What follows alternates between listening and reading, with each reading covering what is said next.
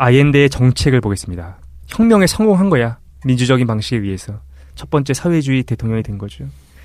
아옌데의 기본 노선은 이겁니다. 반제국주의, 참여민주주의, 다원주의, 사회주의. 이것이 아옌데의 기본적인 노선이에요. 1970년인데 벌써 다원주의, 참여민주주의 이런 얘기가 나왔어요? 그렇지. 그러니까 칠레 어떤 이 아옌데나 지도부는 많이 앞서 있었던 것 같아요. 이를 기준으로 정치, 사회, 경제, 외교적 부분에서 정책을 펼치게 됩니다. 우선 정치부터 볼까? 정치에서는 참여민주주의가 시행돼요. 아옌데는 진짜 민주주의자였어.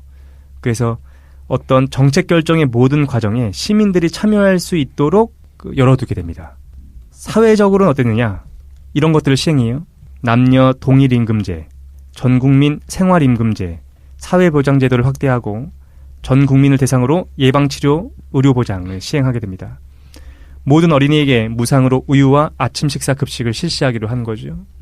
집세는 가계 수입의 10%를 상한선으로 정했습니다. 야, 살만하지. 그죠? 밥 먹여주고 집도. 경제 보겠습니다. 경제 정책은 이거였어요.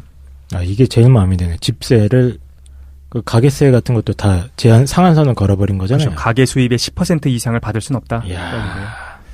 아예 세를 안 넣지는 않을까요? 그런 식으로 꼼꼼하게 피해갈 수 있지 않을까요? 뭐 여러 가지 부정적 측면을 우리가 찾을 수는 있겠지만 어쨌든 제도가 확정이 되면 그 부정적인 측면들을 상회하는 긍정적인 방안이 발생할 수 있겠죠. 그 아이디어 좋네. 집세 상한선 같은 거는. 그러니까 예. 경제적인 측면 보겠습니다. 구리, 질산염, 요오드, 철광석, 석탄 산업을 국유화시킵니다. 금융, 무역, 독과점 부문들 역시 국유화시키는 거죠. 토지를 개혁합니다. 개별 농민들에게 토지 소유권을 부여하고 협동조합 설립과 국영농장을 설치하게 되는 거죠. 빨갱이죠. 정확하잖아. 네 번째 외교 봅시다. 뭐야 이 자식아. 외교는 이거였어요.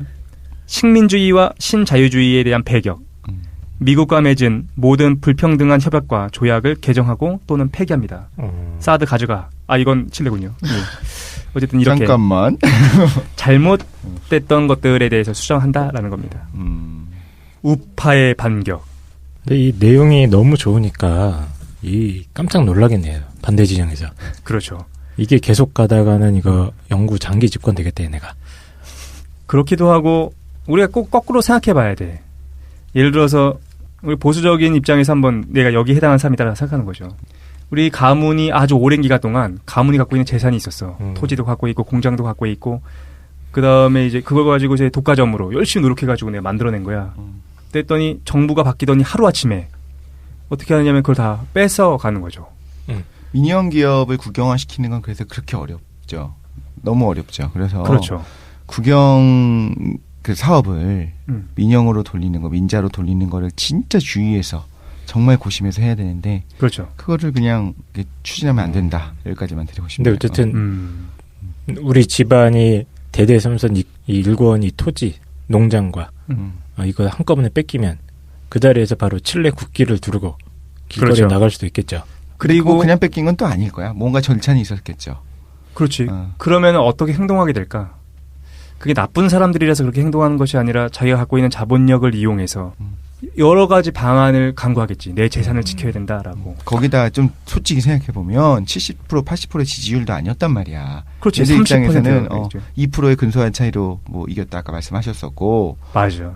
또 국제 조약이라고 하는 거를 또 이건 불평등하니까 지키지 않겠다 선언을 한다든가 뭐가 떠올랐을 거냐면 당시 이제 반대 공작을 펼치는 입장에서는 히틀러가 생각이 났을 거라고. 그렇죠. 사실 그런 면이 있는 거야. 그러니까 그거를 좀 고려해야 되는 것 같아요. 우리가 그러기가 좀 어렵습니다. 내가 처해 있는 계급적 상황을 배제하고서 무엇인가를 객관적으로 보기 좀 어려운데 그래도 좀 우리가 객관적으로 칠레 상황을 놓고 본다면 우리 상황이 아니니까 놓고 본다면 여러 가지로 생각해 볼 수도 있겠다라는 생각이 들었어요. 우파의 반격. 우파는 아옌데의 당선을 인정하지 않습니다. 당연하지. 야, 이거는 말도 안 돼. 잘못된 거다. 라고 생각하는 거예요. 놀랍게도 아옌데가 당선된 2, 3일 후부터 아옌데의 집권을 막기 위해서 CIA가 개입하기 시작합니다. 네. 닉슨의 허가 아래 CIA가 군사 쿠데타를 바로 준비해요. 닉슨은 이렇게 얘기합니다. 남아메리카의 잠재적 지도자들이 칠레와 유사한 시도를 하거나 자신들이 원하는 대로 할 수 있다고 생각하게 내버려두면 심각한 문제에 직면하게 될 것이다. 라고 얘기해요. 선거 사흘 뒤 아옌데는 모네다궁에서 전임 대통령 프레이를 만나게 됩니다. 근데 프레이는 미국이 쿠데타를 준비하고 있음을 진작에 알고 있었어요. 하지만 프레이는 정권 이양팀을 잘 꾸리고 있다라고 말함으로써 아옌데를 안심시킵니다. 프레이 얘기를 잠깐 하면 아옌데에 대한 미움도 좀 컸어요. 어떤 게 있었냐면 이런 거지. 자기는 많이 실패했어. 뭔가 추진하는 데 있어서 막 문제가 많은데 아옌데가 혁명이 성공할 것 같은 것도 미운 거야. 민주당이었나요, 그분이? 기독민주당이었던 거죠. 하지만 쿠데타는 생각보다 쉽지 않았습니다. 쿠데타가 성공하기 위해서는 칠레 내의 여론과 심리적 분위기를 연출할 필요가 있었어요. CIA는 칠레 경제를 불안정하게 만들었고 공공장소에서 폭탄 테러를 일으키게 됩니다. 사회가 막 혼란스러운 거예요. 미국 자본의 지원을 받는 칠레 언론은 이 테러를 정체불명의 좌파 그룹의 소행으로 몰아가게 됩니다. 근데 또 재미있는 것도 있어. 이제 헨리 키신저 우리 좀 알지 않습니까? 90년대 많이 유명했었는데 네. 키신저는 이제 당시에 대통령 보좌관 겸 미국 국가안전보장이사회 사무국장이었어요. 놀랍게도 73년에는 노벨 평화상도 받는 사람입니다. 이 키신저가 첩보행동 프로그램이라는 것을 만들었다는 것이 밝혀지거든요. 키신저의 첩보행동 프로그램은 이겁니다. 1. 아옌데 정부에 참여한 정치 세력을 분열, 약화시킨다. 2. 칠레 군부와 접촉을 확대한다. 3. 비마르크스주의 정치 세력과 정당을 지원한다. 4. 반 아옌데 성향 언론사를 지원 육성한다. 5. 이들 언론사를 통해 아옌데 정부가 민주적 절차를 전복하려고 할 뿐만 아니라 쿠바와 소련이 칠레 내정에 간섭하고 있다는 선동을 조장한다. 라고 얘기했고 이게 사실 성공하죠. 그리고 73년에는 노벨 평화상을 받게 됩니다. 이게 좀 그런 것 같아. 근데 또 재밌는 게 이게 이렇다고 해서 이런 사람을 노벨상을 줬어라고 생각할 수도 있잖아요. 근데 또 반대로 내가 지금 이제 아옌데 편에서 이 언어들을 다듬어서 얘기했으니까 나쁜 사람처럼 보이는데 자유주의자의 입장에서는 옳은 일을 하고 있는 것처럼 보이게 된다라는 거죠. 어쨌든 미국의 방해 공작이 심각하게 있습니다. 더 큰 문제, 내부가 와해되기 시작해요. 그렇지. 인민연합에 참여한 정당 모두 집권을 위해서 힘을 합쳤지만 집권의 목적은 저마다 달랐던 거죠. 모든 사안에서 인민연합은 갈등을 빚게 됩니다. 공산당 지도자였던 루이스 코르빌라는 이렇게 얘기했어요. 인민연합은 수도 산티아고에서 푸에르토몬트로 향하는 기차와 같다. 최종 목적지에 도착하기 전까지 승객들은 정류장마다 하차하게 될 것이다. 이게 인민연합의 모습이다라는 거지. 아옌데의 고민은 인민연합을 추스르는 것뿐만이 아니었습니다. 그는 기독민주당과의 연대도 구축했어야 돼요. 왜냐하면 기독민주당의 지지를 이끌어내야만 일정한 개혁적 정책을 추진할 수 있기 때문입니다. 그렇지. 의회에서 지금 자기들이 다수당이 아닐 텐데. 그러니까. 문제는 기독민주당의 지도부가 누구냐. 프레이가 이끌고 있었다는 거예요. 그러니까 이 협조를 전혀 안 해주는 거야. 당연하겠죠. 아옌데는 기독민주당 지도부와 긴밀히 연락하며 연대를 계속 제안해요. 하지만 기독민주당 지도부는 회피로 일관하며 결정을 계속 미룹니다. 이로 인해 어땠을까? 아옌데 정권이.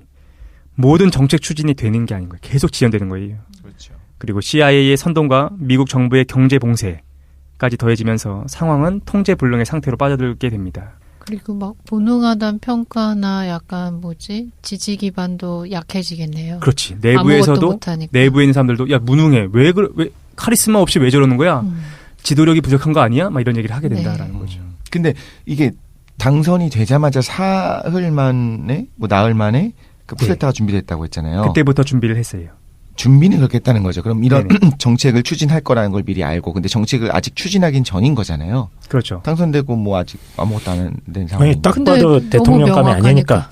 그리고 정치를 얘가 1, 2년 한 게 아니잖아요. 어떤 정치인지 아니까.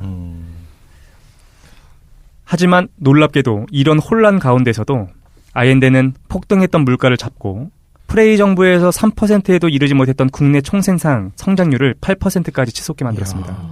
사회는 혼란스러웠지만 칠레 경제는 전례를 찾기 어려운 호황을 누리고 있게 되는 거죠. 문제가 더 추가됩니다. 가뜩이나 지금 이제 엉망진창인데 문제가 추가돼요.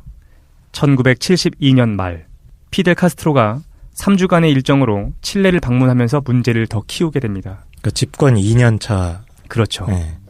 어떤 문제인지 예상이 가지. 네. 그죠? 과격파가 가뜩이나 이제 지금 내부에서도 뭐 빨갱이다 막 소리 듣고 있는데 과격파가 칠레 방문한 거야. 당시가 어땠습니까? 인민연합정부에서 추진하는 모든 정책이 막 지지부진하잖아요, 그죠? 네. 그래서 사람들이 야 전통적인 혁명론, 어떤 폭력 혁명이 필요한 거 아니냐, 막 그러고 얘기하고 있는데 피델이 여기에 불을 붙이게 된 거죠. 특히 청년 좌파 운동의 젊은이들이 급진적인 정책을 주장하면서 정치권을 막 압박하고 있었습니다. 그러니까 청년 좌파 운동은 그 정치적 집단은 아니고 계속해서 사회에서 활동하고 있는 청년 집단들인 거야. 근데 이들이 뭘 주장하느냐? 토지의 재분배, 노동자에 의한 기업의 점거, 그리고 자체적인 군사 조직을 설립해야 된다. 막 되게 강경하게 나가는 거예요. 공산당 계열의 노동조합이 이렇게 평가할 정도였습니다.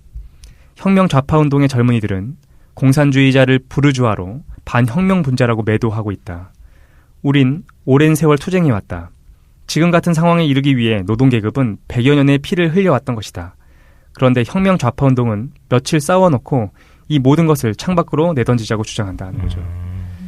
너무 중요한 말이네요. 우리 항상 보는 거 아닙니까? 네. 그렇죠. 너무 급진적인 사람들이 있어. 근데 그 급진적인 사람들이 자기 혁신을 한다는 게 또 문제인 것 같아. 왜 원론 원칙대로 해야 되는 거 아니냐라고 생각하는 게 또 문제인 것 같기도 해요. 실제로는 그럴 만한 역량이 없는 거를 확인하지 못하는 것 같아요. 그렇지. 현실의 복잡함을 이해하지 못하니까. 네. 칠레 우파들도 피델 카스트로한테 영향을 받습니다. 분노해요. 그들에게 카스트로는 두려움의 대상이었던 거죠. 우파들한테는. 그 김정은이 우리 남한에 찾아온 거랑 비슷하지 비슷한 거죠. 막 사람들이 야 죽여라 막 난리도 아닌 거야. 근데 비슷할 수도 있어요. 그래? 카스트로는 그때는 이제 그때는 뭐 장난 아니죠. 그쪽 서방 아니 뭡니까 좌파 진영에서는 상징적인 인물이기 영웅이고 때문에 우파에서는 좀 장난인 거죠. 악마죠, 악마. 네. 카스트로와 아옌데의 돈독한 관계 때문에 칠레 우파는 아옌데가 뭐라고 하든 그의 목표가 칠레를 또 다른 쿠바로 만드는 것이라고 확신하고 있었어요. 끝이 났네. 엉망진창이지. 왜 그거를 허용했나요, 근데? 왜냐면 방문하는 거를? 왜냐면 그 당선되기 전에 어떤 발언이라든가 이런 생각들을 보면은 굉장히 전 중심을 잘 지키고 있다고 생각을 했거든요. 네. 합리적인 판단들을 내리고 어떤 극단적인 선택을 좀 자제를 하고. 근데 이제 2분 정도가 되면 그 방문이 어떤 의미가 있을지 그리고 어떻게 공격을 하기 시작할지를 충분히 파악했을 것 같아요. 그럼 정치적인 판단을 내려야 되는, 개인적으로는 그 방향성이 옳다고 느껴도 이런 일이 벌어지면 특히 미국에서 이제 끝났다, 이 나라는 끝났다라고 판단을 내릴 거라는 거를 냉정하게 알았을 텐데 왜 했는지 약간 그 좀 아쉬움이 오히려 있네요. 좀 지지하게 되는 입장에서. 사실 오늘 얘기에서 그 아옌데의 국제적인 외교 노선에 대한 얘기는 비중이 거의 없거든요. 네. 근데 아옌데는 어쨌든 가장 문제의 원인은 미국식 자본주의, 미국의 제국주의라고 생각한 거야. 거기에 대항하기 위해서는 칠레만으로는 안 되는 거지. 그래서 남미가 연합해야 된다라고 생각했고, 그 중에서 쿠바라는 상징적인 존재가 동료잖아. 같이 연대해야 된다라는 기본적인 노선을 갖고 있었어요. 그러니까 온다고 하는데 그걸 오면 안 된다라고 얘기할 수는 없는 거야. 어쨌든 우파들은 지금 멘붕 온 거죠. 악마가 와 있다. 이렇게 생각하고 있는 거지. 극우 청년 조직, 아까 전에 얘기했던 극우 청년 조직인 조국과 해방은 곤봉과 체인을 휘두르며 시위를 벌이게 됩니다. 얘네들 무서워. 체인까지. 그리고 이 사람들과 함께 부유층 여성들이 시위에 같이 참여하게 돼요. 부유층 여성들은 자신들의 가사 도우미를 대동하고서 시위에 참석하게 됩니다. 우파와 그 지지자들은 공공연하게 쿠데타를 말하고 방해를 일삼았지만 아옌데는 이를 적극적으로 단속하지 않았어요. 그것은 아옌데가 처벌보다 관용을 우선시했기 때문이기도 하지만 실질적인 이유도 있었습니다. 첫 번째 이유는 이거예요. 왜 그들을 단속하지 못했느냐? 잡으면 될 거 아니야. 왜 못했냐면 첫 번째 이유. 민주적 정부라는 평판에 손상을 입지 않으면서 반역적 범죄 행위를 처벌하는 게 쉽지 않았다라는 거죠. 민주적 정부야. 어렵게 민주적으로 사회주의 정부를 수립했는데 이 사람들이 이렇게 얘기하는 거죠. 표현의 자유다. 라고 얘기하고 야 이걸 반대도 못하냐 민주주의 사회라고 얘기하는데 쉽게 처벌할 수 없다라는 거지. 두 번째, 기독민주당이 문제가 돼요. 기독민주당과 일정한 연대를 반드시 이루어야 되잖아. 그렇기 위해서는 민주적 정부다라는 평판이 절대적으로 중요했다라는 거죠. 그러니까 아옌데가 쉽게 움직이기 어려웠다라는 겁니다. 카스트로는 아옌데가 어려운 상황에 처해 있다는 것을 너무 잘 알았어요. 카스트로가 보기에 다원주의와 표현의 자유에 대한 아옌데의 신념은 야권에게 뭐든 마음껏 할 수 있는 기회를 주는 것처럼 보였습니다. 칠레를 떠나기 전 고별 연설에서 카스트로는 이렇게 말합니다. 혁명이 성공하기 위해서는 대담함, 또 대담함이 필요하다. 그리고 카스트로는 아옌데에게 지배 엘리트와 미국이 노골적인 준비를 하고 있으니 폭력에 맞설 채비를 단단히 해야 된다라고 촉구하게 되는 거죠. 1972년 우파를 중심으로 시위와 파업이 격화되기 시작합니다. 4월에는 거대한 시위가 있어요. 민주주의를 위한 행진이란 이름으로 우파 시위가 벌어지게 됩니다. 그리고 10월에는 이게 좀 중요한데 전국 운송총연맹에서 총파업에 들어가요. 이게 사장님 파업입니다. 사장들이 파업한 거야. 아, 노조가 파업한 게 아니고? 사장님 파업. 그러니까 이제 노동자들을 이용해서 사장님들이 파업한 거예요. 왜 파업했느냐? 인민연합정부가 국영 운송회사를 설립하려고 했어요. 아까 얘기했잖아. 독과점인 것들에 대해 국유화하는데 완전히 다 뺏을 수는 없으니까 국영 운송회사를 막 설립하려고 했던 거야. 그랬더니 이제 사장님들이 화가 난 거죠. 수백 대의 대형 화물 트럭으로 도로의 전략적 요충지를 봉쇄합니다. 길을 다 막는 거야. 그리고 이에 대해서 국민당과 기동민주당이 지원하고 CIA가 자금을 대게 되는 거죠. 교통 중심지가 막히면서 생필품 부족 사태와 혼란이 커지게 됩니다. 트럭 소유주들은 파업 불참자를 공격했고 아까 극우 조직 조국과 해방은 계속해서 테러를 일삼게 되는 거죠. 아옌데는 비상사태를 선포하고 대중적인 지지를 모아냅니다. 수십만 명이 자발적으로 물류창고와 기차역으로 모이게 돼요. 식료품을 비롯한 생필품을 수송이 이루어질 수 있도록 돕게 됩니다. 하지만 파업은 칠레 경제에 막대한 피해를 입히게 돼요. 오랜 협상 끝에 파업이 수습되고 아옌데는 해외 순방에 나서게 됩니다. 하지만 아무도 칠레를 도울 수 없다는 것만을 확인하게 된 순방이었어요. 먼저 소련에 갑니다.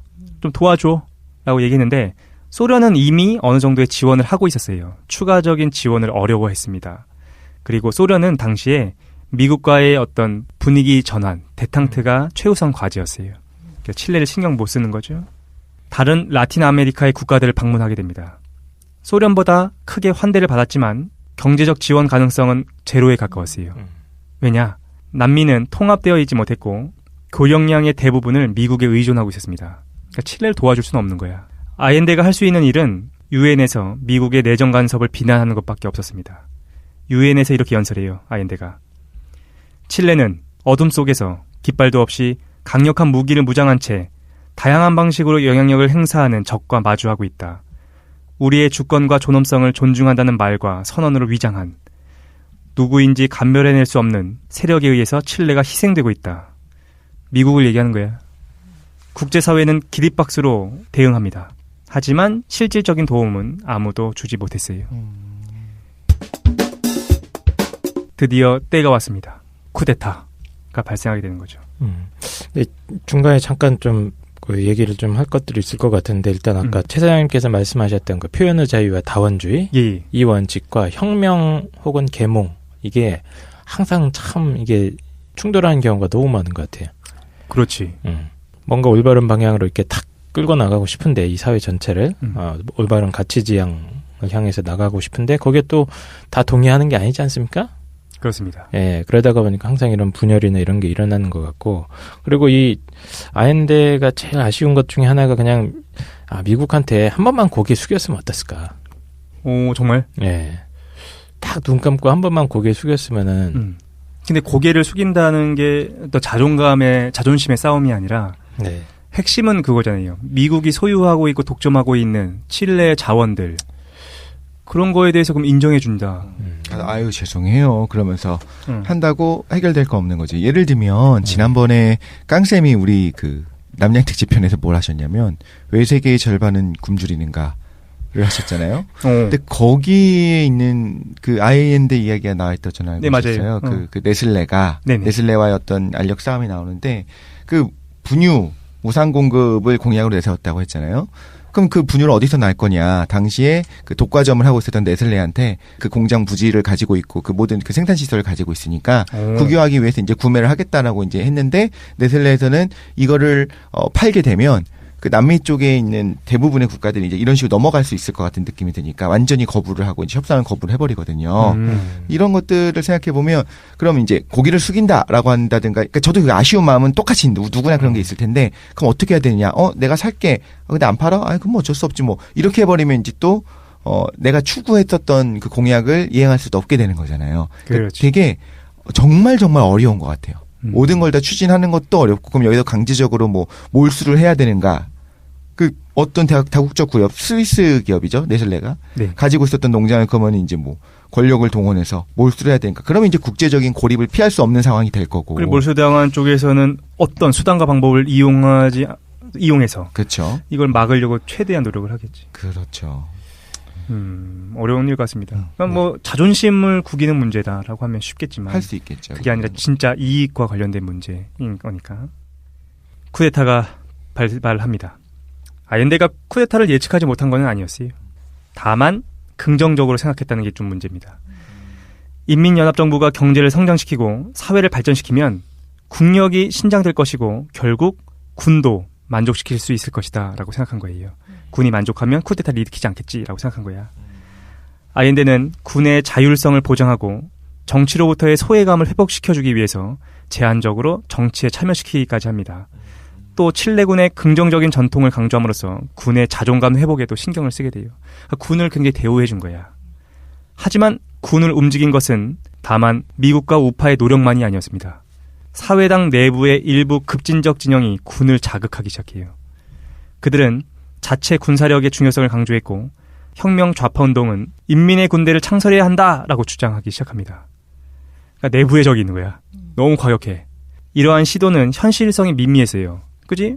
야, 인민의 군대를 창설해야 된다. 이게 아무리 얘기해봤자 그게 되지 않는 일이라고. 현실성이 없는데도 불구했고 다분히 상징적인 수준이었으나 주류 언론을 통해서 엄청나게 과장됩니다. 많은 군 장교가 이렇게 과장된 주장을 믿기 시작해요. 그들은 인민의 군대가 양성되는 것을 몹시 두려워했습니다. 군은 내전 발발 가능성을 염려하고 대비하게 돼요. 또 군 수뇌부는 인민연합정부가 이러한 극단주의적 주장을 지나치게 관대하게 대한다라고 평가하게 됩니다. 왜냐면 막 급진적인 사람들이 인민의 군대 만들자라고 하는데 정부가 아무 대책도 안 하는 거야. 그러니까 군이 실망한 거죠. 정부가 사회적 혼란을 부추겨 국가를 취약하게 만들고 있는 것으로 보기 시작합니다. 게다가 아옌데는 누굽니까? 마르크스주의자죠. 군에게 있어서 아옌데 정부의 전복은 구국 차원의 문제이자 조국의 명운이 걸린 문제가 되기 시작했습니다. 군 내부에서 쿠데타가 공공연하게 이야기되기 시작합니다. 점차 군 내부의 쿠데타 지지 세력들의 영향력이 강력해지기 시작했고 그들은 항명과 저항을 통해서 반쿠데타 세력을 보직에서 퇴임시킵니다. 그리고 일부 친아옌데 장교들은 살해되거나 실종되게 돼요. 아옌데는 이런 사실을 알고 있었습니다. 군대 내의 쿠데타 세력에 대해 단호히 대응할 수도 없었어요. 왜냐면은 그런 식의 움직임이 또 다른 쿠데타를 촉발할 수도 있겠다라고 판단했기 때문인 거죠. 이런 상황은 프라츠 장군이 아옌데에게 충고하는 말에서 확인할 수 있습니다. 프라츠 장군이 이렇게 얘기해요. 아옌데한테. 쿠데타 모의에 연루된 12명에서 15명 정도의 장성을 전역시켜야 합니다.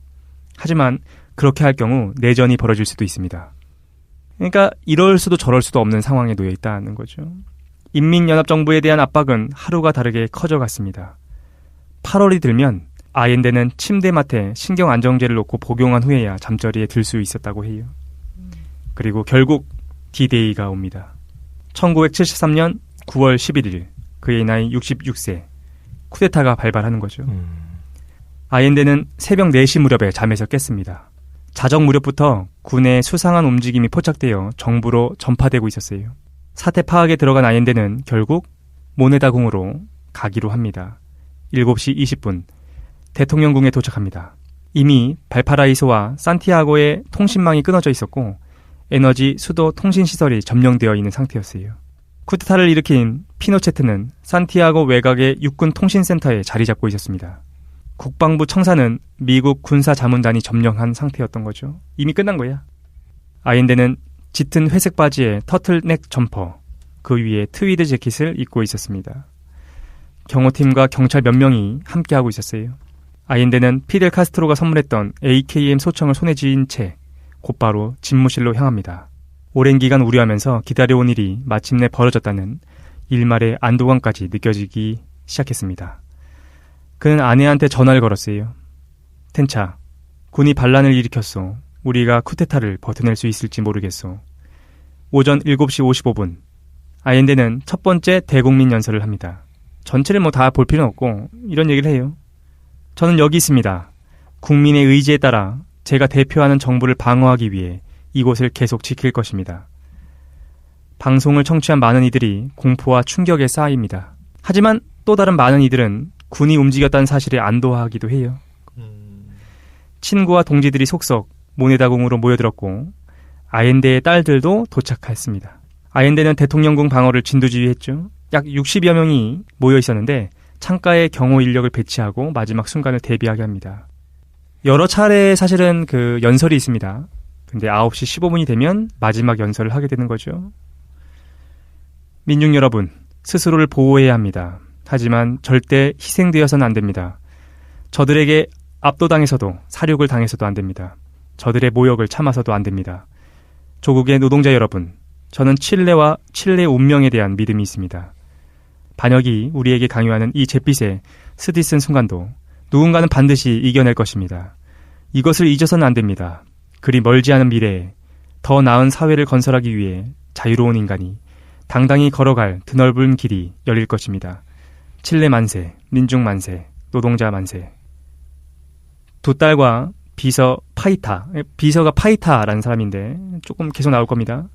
두 딸과 비서 파이타를 포함한 동지들이 아옌데의 마지막 연설을 숨죽여 지켜봤어요.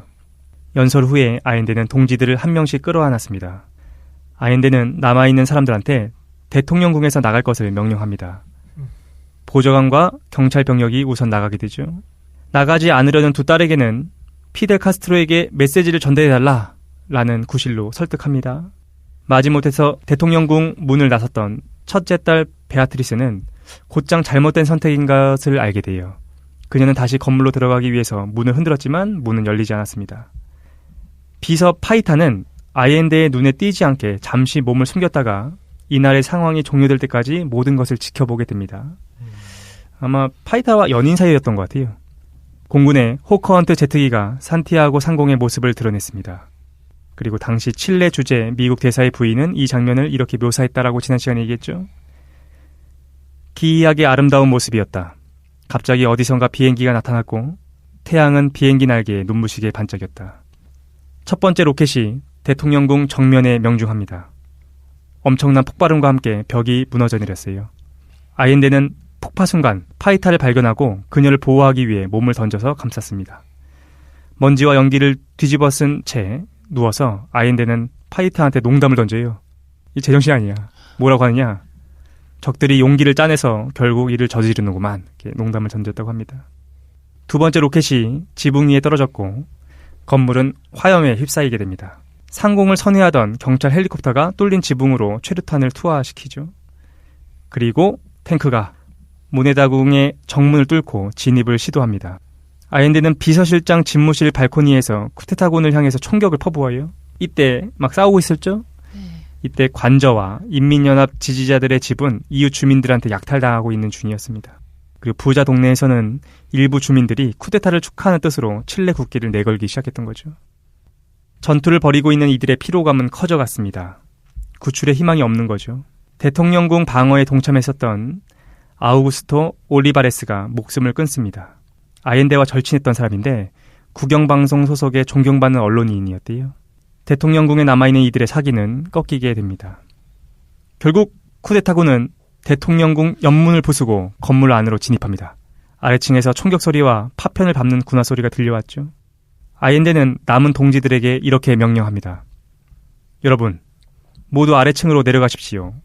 무기는 여기에 두고 주머니에는 아무것도 넣지 마십시오. 존엄을 가지고 떠나십시오. 투항하십시오. 학살은 피해야 합니다. 아옌데는 자신이 마지막으로 따라 내려가겠다라고 말합니다. 동지들이 한 줄로 계단을 따라서 내려갔어요. 맨 앞에 파이타가 섰습니다. 파이타는 아까 전에 그 자살했었던 그 아우구스토의 재킷을 입고 있었어요. 그리고 한쪽 소매에 칠레 독립선언문을 숨겼습니다. 이렇게 나갔죠. 그들이 건물 밖으로 끌려 나갔을 때 두 손을 머리 위로 올린 채 땅바닥에 무릎을 꿇어야 했어요. 그런데 파이타한테서 독립선언문이 떨어졌어요. 그리고 군인이 그걸 발견하고 찢어버리게 됩니다. 이들은 어떻게 되느냐? 나중에 다들 고문받거나 실종되게 됩니다. 아옌데는 어떻게 되느냐? 아옌데는 혼자서 독립관으로 들어가서 문을 걸어 닫게 됩니다. 몇 명의 경호원이 독립관의 문을 열고 들어서요. 연기와 먼지 속에서 아옌데는 붉은색 소파에 앉은 채 그들을 바라보고 있었습니다. 짙은 연기가 창가에서 들어오는 빛에 산란되고 있었습니다. 아옌데가 소리쳐요. 문을 닫게. 동시에 아옌데의 몸이 소파에서 떠오르는 것처럼 보였습니다. 한 발의 총성이 들렸고 그의 얼굴은 연기에 녹아내리듯 뿌옇게 변하게 됩니다. 대통령궁 장악 책임을 맡았던 팔라시오스 장군이 독립관에 들어오게 돼요. 그리고 지휘부에 무전기로 보고합니다. 임무 완수했습니다. 모네다궁 접수했고 대통령은 죽었습니다. 여기까지가 이제 아옌데에 대한 내용입니다. 그 이후는 간단하게 얘기할게요. 그 이후에는 어떻게 되느냐? 아옌데의 죽음 이후에 칠레 역사는 암흑기를 맞게 됩니다. 쿠데타 이후 몇 달 새 수십만 명이 체포되고 구금돼요. 아옌데 정부와 긴밀한 관계를 맺고 있었던 장교들은 체포되어서 고문당하거나 살해됩니다. 칠레 좌파 정당의 당원, 노동조합 조합원도 탄압의 대상이 되는 거죠. 그리고 시골에서는 지주들이 농민들에게 폭력적으로 보복을 가하게 됩니다. 좌파가 수적으로 우위에 있죠. 하지만 가공할 폭력 앞에 무용지물이었습니다. 기독민주당을 비롯한 우파는 어땠는가? 그들은 군부가 권력을 자신들한테 이양할 것이라고 믿었어요. 막연히 기대했던 거지. 하지만 군부는 의회를 해산시킵니다. 피노체트는 새 헌법을 제시하죠. 헌법에 의하면 마르크스주의는 불법이 되고 피노체트는 1990년까지 임기가 보장된 대통령직에 오르게 됩니다. 그리고 실제로 1990년까지 약 17년 동안 집권하게 돼요. 피노체트. 유명한. 그렇습니다. 노동조합의 활동은 위축되고 구리산업 어떻게 될까요? 민영화됩니다. 광업은 외국계 업체에 개방됐고 지하자원을 개인이 소유할 수 있게 돼요. 수입 관세를 낮췄고 이로 인해 물밀듯 들어왔던 그 외국의 상품에 칠레 공장 대부분이 문을 닫게 됩니다. 실업과 빈곤율이 급등하게 됐고 임금은 급락하게 되는 거죠. 수십 년에 걸쳐 이뤘던 사회적 성과는 그렇게 처음으로 되돌아가게 됩니다. 혁명은 실패했죠. 여기까지가 제가 준비한 내용입니다. 토론해야죠. 피노체트는 이제 참고로 이분이 가장 존경하는 분 중에 하나가 이제 반신반인. 진짜? 네, 대한민국에 그런 썰이 있습니다. 아, 그래요? 대한민국의 반신반인 그분을 상당히 존경했다. 내우유사구만. 네, 그래서 그분이 돌아가셨을 때 뭐 조기까지 개항하려고 했다라거나 네, 그런 썰들이 있고요. 그리고 그냥 군부 독재가 우리나라나 동아시아권에 항상 있었던 군부 독재가 이제 남미에서도 있었던 대표적인 인물이고 제가 지금 찾아보니까 사망되거나 실종된 인사가 최소 3,000명 이상이고 예, 그리고 인권 탄압에 피해를 받은 사람이 막 4만 명 이상 네, 공식적으로 확인된 숫자만 그렇고 인구가 한 1,000만도 안 되는 나라니까 굉장히 많은 수치라고 봐야 됩니다. 그렇습니다. 네, 17년 넘게 그러니까 1989년까지 꾸준히 독재를 하신 분이죠. 17년 동안. 그렇죠. 재밌는 건 이분의 딸도 지금 정치를 하고 계신다. 그래요? 예, 피노체트의 딸도. 예. 뭔가 칠레 얘기 같기도 하면서 여러 가지 생각이 듭니다. 토론을 좀 해봤으면 좋겠어요.